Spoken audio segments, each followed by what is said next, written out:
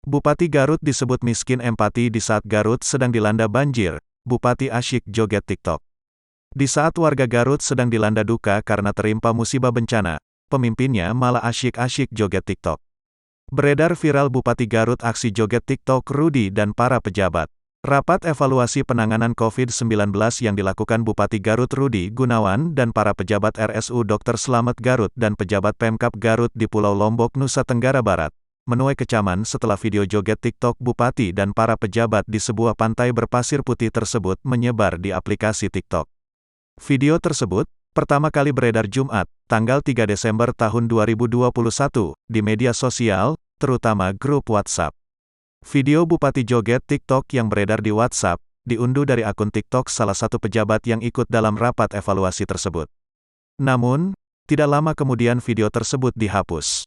Walau kadung menyebar luas di platform media sosial lainnya. Yuda Pujaturnawan, anggota DPRD Garut melihat aksi joget TikTok yang dilakukan Bupati bersama para pejabat RSU Dr. Slamet Garut dan pejabat di lingkungan Sekretariat Daerah, Setda, tersebut menunjukkan miskinnya rasa empati Bupati dan para pejabat kepada para korban bencana banjir bandang di 2 kecamatan di Garut.